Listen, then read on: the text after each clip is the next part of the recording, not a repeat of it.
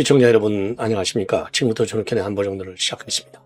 자, 이번 시간에는 우리 국민의힘과 관련해서 두 가지를 말씀을 드리겠습니다. 그 중에 이제 하나는요, 고성국 박사가 말이죠, 전두환 대통령하고 노태우 대통령 요 사진도 올려야 될 것이 아니냐. 왜냐하면 저도 그 생각에는 동의를 합니다. 어쨌든 좋은 역사든 안 좋은 역사든 우리가 대한민국 나라를 지켰잖아요. 그럼 이 나라를 갖다가 그분들이 다 나쁘게만 운영했느냐? 그건 아니라는 겁니다. 자, 사진을 빼는 게 뭡니까? 민주주의에 반하는 조치를 많이 했다 이거 아니에요? 반민주적인 인물이다. 자, 그러면 반민주적인 인물? 물론 비판받아 마찬가지죠. 이미 비판을 많이 받았죠. 자, 그러나 경제적인 측면에서, 그리고 이제 노태우 대통령의 경우에는 국방외교 측면에서 역사의 획을 긋는 업적을 남겼어요. 더군다나 80년대 초 말이죠. 3고, 3고 시대라고 했잖아요. 3고 시대에서 경제 성장의 모멘텀을 딱 만들어서 대한민국이 5,000불 소득을 올리는데 기여를 많이 한 분이 전두환 대통령입니다. 그렇기 때문에, 지금, 예를 들어서 지금 5.18 민주화 운동, 5.18 운동이 이제 민주화 운동이다. 딱 정리를 했지 않습니까? 그러면은 우리 우파 세계에서도 지금 이 두 전직 대통령, 민주화에 거역한 거, 이건 맞아요. 그러니까 비판을 얼마나 많이 받았어요.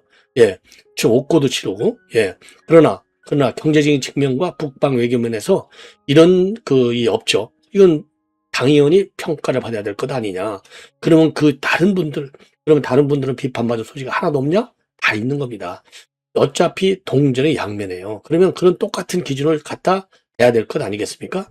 그런 점에서 저도 이 고성부 박사의 의견에 동의한다. 이런 말씀을 드리고 싶고, 그 다음에 이제 김민수 최고위원이죠. 김민수 최고위원이 현재 당원이 한 120만 정도로 지금 됐는데, 이게 이제 장동혁 대표의 강한 대정부 투쟁, 이거하고 맞물려서 좀 한 80만 년에서 120만까지 올라갔다. 이거 아니겠습니까?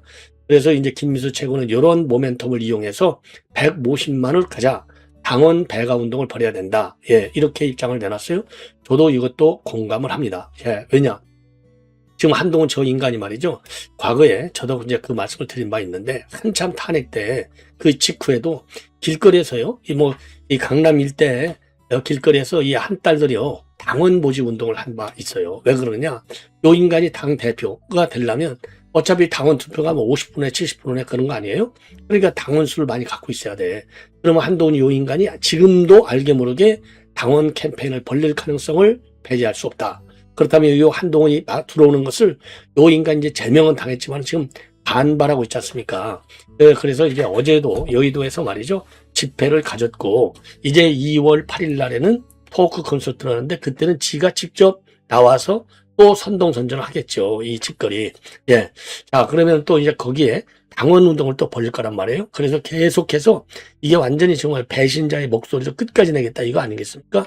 이걸 막으려면 일단 민주주의는 뭐예요? 민주주의는 수의 싸움입니다. 지금 국민의힘이 지금 국회에서 아무것도 제대로 하기가 어려운 게 뭡니까? 민주당의 다수당의 횡포 아니에요. 그러니까 수싸움이기 때문에 당원 싸움으로 가지 않을 수 없어요. 최종적으로는. 그래서 당원을 120만에서 150만으로 늘려야 되겠다라고 하는 이 김민수 최고의 주장 충분히 공감이 된다. 그래서 김민수가 말이죠. 본인의 SNS를 통해서 이러한 주장을 강하게 지금 하고 있는 상황이 되겠습니다. 자, 그래서 여러분들께서도 말이죠. 지금 이러한 이 이러한 주장을 아마 여기저기서 지금 많이 보실 거예요.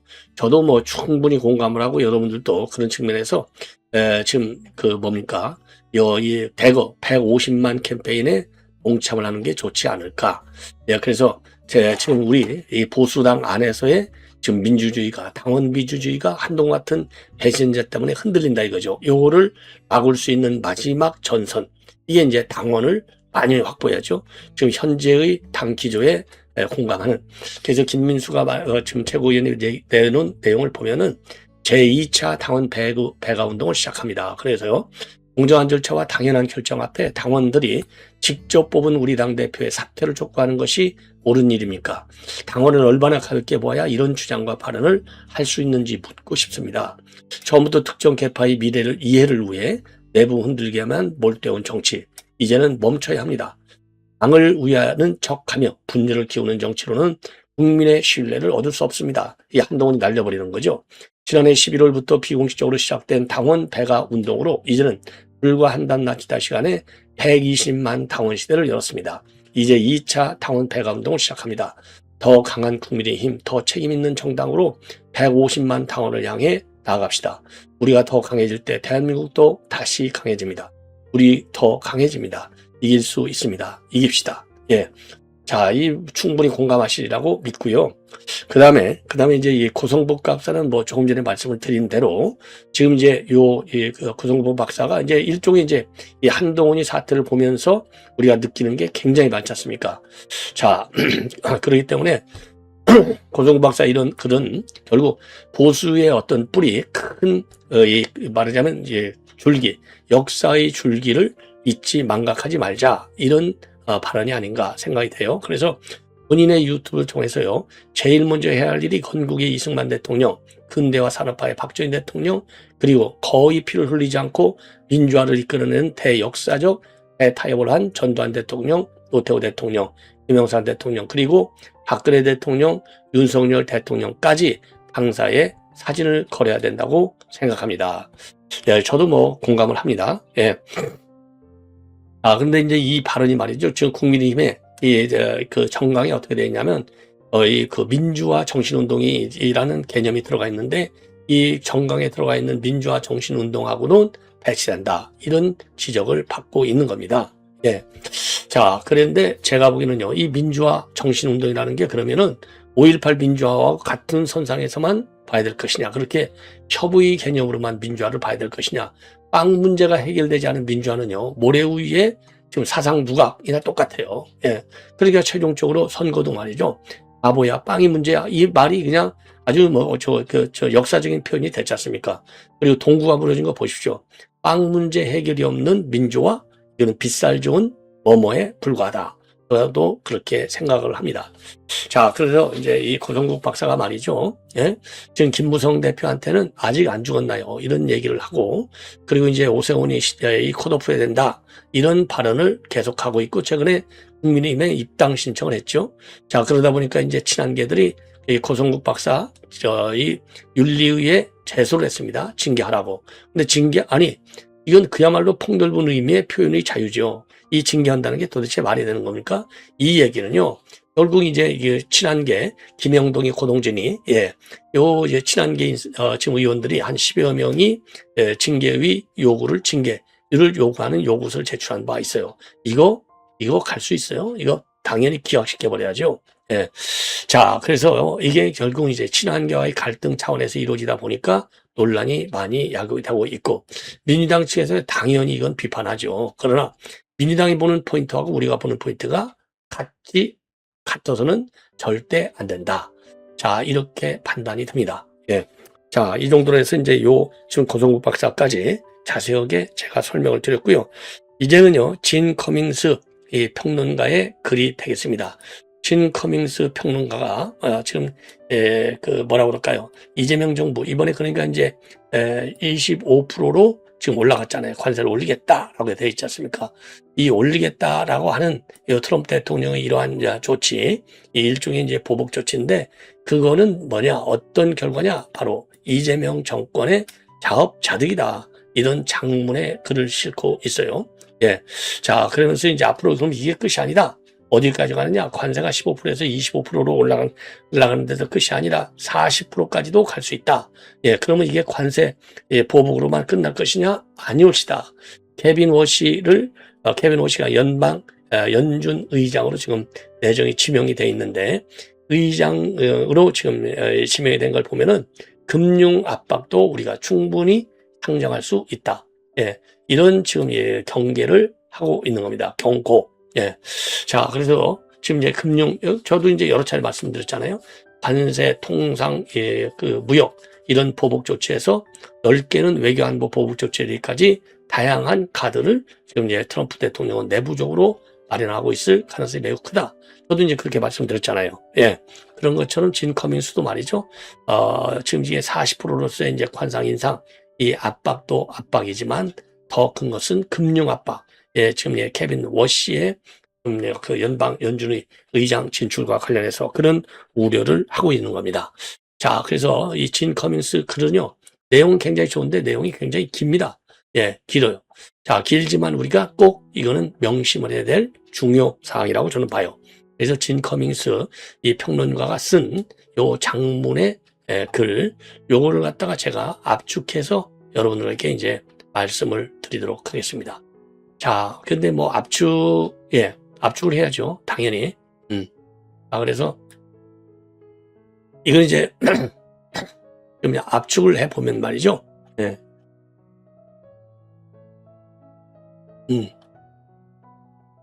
잠깐만요. 그래서 이제 압축된 내용을 보면 우선 제일 큰 압축은 25%에서 끝나지는 않는다. 이게 제일 큰 지금 경고예요. 그리고 이제 그 다음에 더 중요한 경고는 바로 뭐냐? 그 다음에 더 중요한 경고는 지금 이제 이 뭡니까? 이제 그 금융 압박으로까지 이어진다. 이게 이제 제일 중요한 왜? 지금 그 케빈 워시의 성향으로 볼 때 그렇다는 겁니다. 그래서 전체 구조를 보면요, 구판 청문회가 결국은 이게 반시장 정책 행태로 미국이라는 데는 찍히는 건다는 거예요. 구판 청문회는 결국 반시장 정책 행태다. 그러니 이게 이 반시장 정책 행태에 대해서 미국이 가만히 있을 수 없다. 보복적 대응이 불가피하다. 그래서 이번에 25%가 나왔다. 이게 25%가 가면 이걸로 끝나느냐? 아니다. 40%까지 올라갈 수 있다. 이것은 한국 경제에 큰 충격을 줄 것이다. 그래서 쿠팡 청문회로 상징되는 반시장적 정책에다가 미국의 보복적 대응을 불러일으키고 오고, 그걸로 인해서 한국 경제는 상당한 충격을 받을 것이다. 여기서 충격은 뭐예요? 한국 경제의 성장이 굉장히 어려울 것이다. 이런 지금 불길한 전망을 하고 있는 겁니다. 자, 그래서요, 이 출발점은요, 이 진 커밍스 이번 출발점은 쿠팡 CEO 청문회, 그러니까 쿠팡 지금 로저스 불러다가 난리가 났었죠. 이 청문회는 결국은 이거는 정치적인 린치 사건이다라고 지금 보고 있어요. 자, 그래서 국회 청문회에서 한국 정치권이 쿠팡의 미국인 CEO를 망신주도 몰아세운 일은 결국 패거리 린치다. 예, 이렇게 표현을 하고 있습니다. 자, 그래서 이거는 단순한 정치적 쇼가 아니라 국가 신뢰의 붕괴다. 이렇게까지 보고 있어요. 국가적인 신뢰의 붕괴. 즉, 외국 자본이 한국을 정치 리스크가 높은 국가로 인식하게 만들었다는 겁니다. 예컨대 쿠팡 주가가 말이죠. 27%에서 29% 급락했고, 미국계 투자자, 그린옥 노학이라든가 알티미터 등 이런 미국계 투자가들이 ISDS 중재를 제기한 사건을 봐봐라. 즉 미국 자본의 분노가 현실화된 것이다. 이렇게 비판하고, 그다음에 미국의 이 반응을 보면은 경제적인 징벌을 가하고 있다. 그래서 미국의 제도적 움직임을 이제 한번 살펴보면 트럼프가 말이죠. 관세, 자동차, 목재, 의약품 15%에서 25%로 인상을 했는데 그 배경에는 한국의 대미 약속, 즉 200억 달러 투자 매년 대미주사 특별법을 이재명 정부가 지키지 않았다는 인식이 있었다고 본다. 그래서 트럼프 행정부는 한국을 약속 불이행 국가로 분류하고 상호 대응 관세, 관세세, 레시프로컬 테리프입니다. 검토 중이다.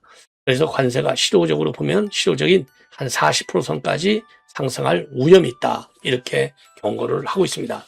자, 이거야말로 이재명 정권의 자업자득, 즉 외교 통상 기반을 스스로 무너뜨린 결과.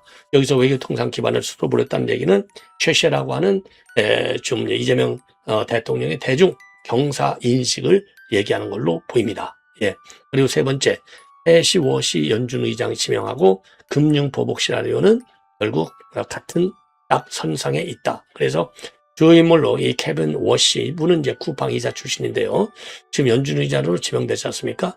자, 그래서 이런 이제 케빈 워시가 누군지에 대해서 설명을 하고 있어요. 정치가 시장을 왜곡하는 것을 가장 경계하는 인물이라고 합니다. 그리고 시장 효율성과 국제 신뢰성을 중시하는 강경한 금융 질서 주의자라는 거예요. 따라서 한국 정치권의 반미적 행태는 워시의 정책 판단에 리스크 프리미엄으로 반영이 된다. 한국이 더 높은 금리, 더 빡빡한 달러 조달 환경을 맞출 수 있다. 이렇게 분석을 하고 있어요.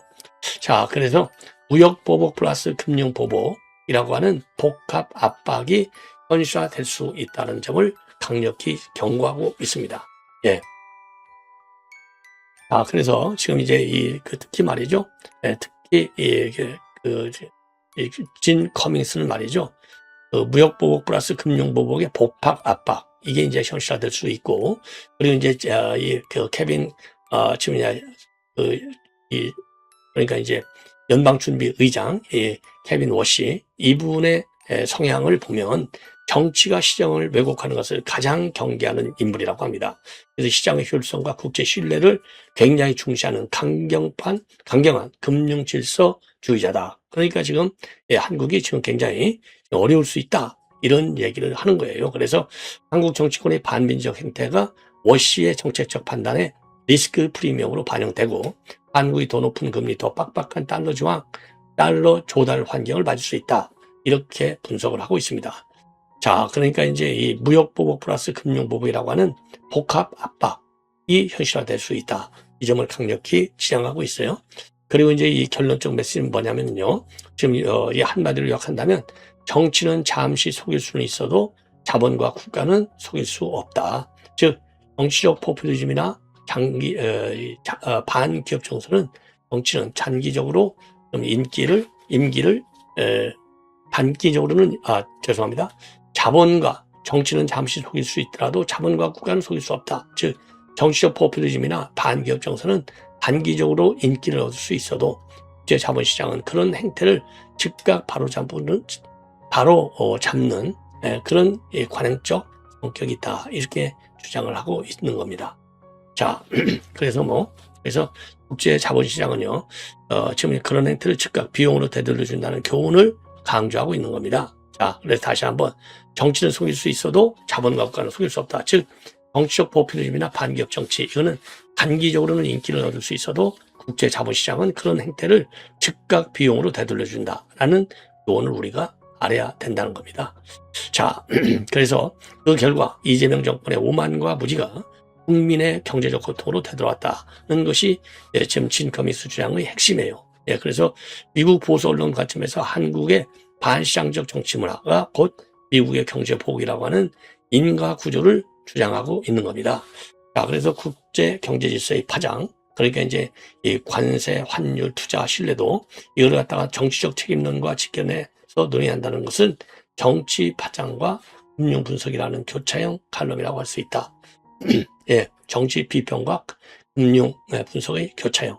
자, 그래서 지금 진 커민스의 글은요, 미국 주요 매체에 실린 것으로 보인다고 합니다. 자, 어쨌든 간에 말이죠. 어떻든 간에 이거 정말 우리가 지금 한미 관계를 잘 끌어야 되는데 걱정이 만저만이 아니네요. 자, 그래서 요거를 말이죠. 요거를 이제 이 팩트 검증 실제성 평가를 해본다면 지금 말이죠. 지금 관세가 15%에서 20% 올라간 거, 그리고 공식 발표해보는 2026년도 1월 현재 워싱턴 포스트 또는 USDR 공보 자료에는 정확하게 명시는 안 되었다고 합니다. 자, 그래서 이거는 말이죠. 지금 진 커미스 주장은 정치적인 신뢰 또는 내부 논의 단계와 유출일 가능성이 있는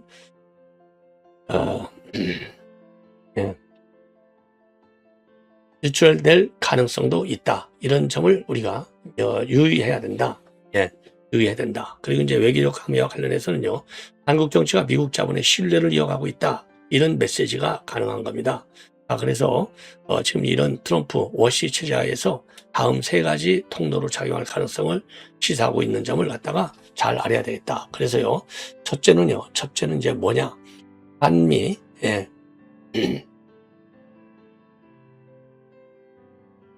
그러니까 한미 통상협정상 투자 보호 조항을 위반한 것으로 간주되어 보복 관세 가능성이 있다. 금융 압박 이런 것이 있는데 연준의 금리 차등하고 달러 유동성을 제한하는 거. 그다음에 워시의 연준 수장일 경우에는 한국 리스크를 추가 리스크 즉 프리미엄으로 책정해서 해외 자본 조달 비용 상승화를 한번 도모해 보겠다. 이런 취지의 지금 입장문을 내놓고 있는 겁니다. 시청자 여러분, 이렇게 해서 진 커밍스까지 했고요. 이러한 얘기는 이어지는 방송에서 제가 심층 분석해 드리도록 하니 고맙습니다.